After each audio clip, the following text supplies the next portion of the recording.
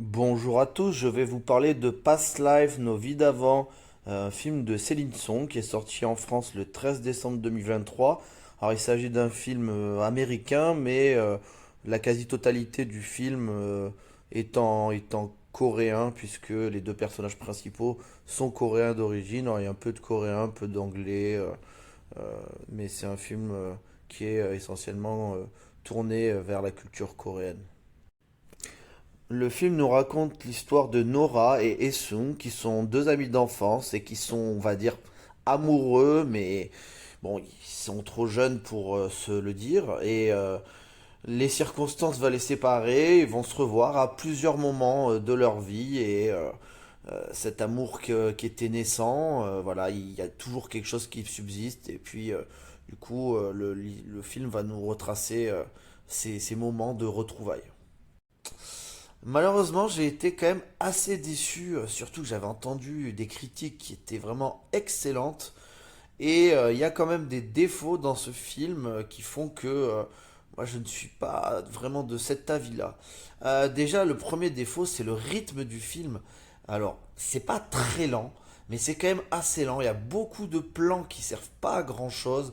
Ça s'attarde dans les maisons, sur des petits moments. Et bon, c'est vrai que ça manque un peu de dynamisme, mais ça va peut-être pas assez à l'essentiel. Alors, je sais qu'il y a beaucoup de gens qui aiment ce genre de film, mais globalement, oui, le rythme du film m'a laissé un petit peu de côté. Je me suis un peu ennuyé par moments. Pas tout le temps, hein, il y a des moments très intéressants, mais j'ai ressenti de l'ennui.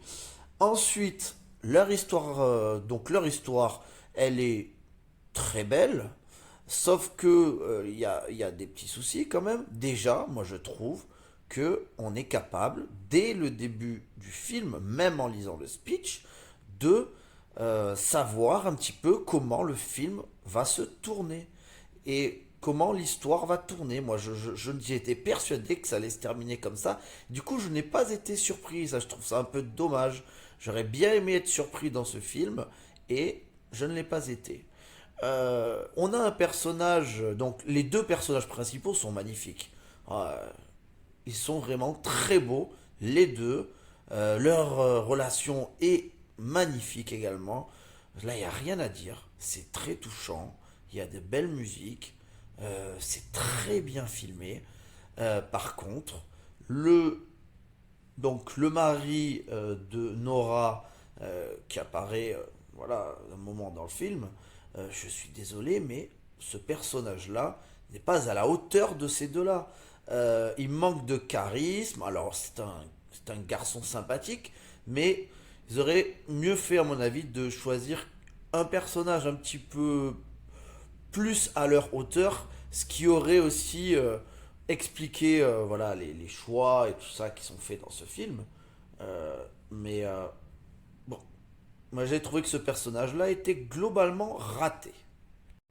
Du coup, je me retrouve avec un film que j'ai quand même globalement apprécié parce que c'est beau. Franchement, c'est un beau film, mais il y a beaucoup de problèmes de rythme. Tout n'est pas parfait. Moi, je trouve que c'est prévisible. Et du coup, ben, je vais pas mettre une très bonne note. Je vais mettre une note moyenne plus, c'est-à-dire une note de 6 sur 10 à ce film.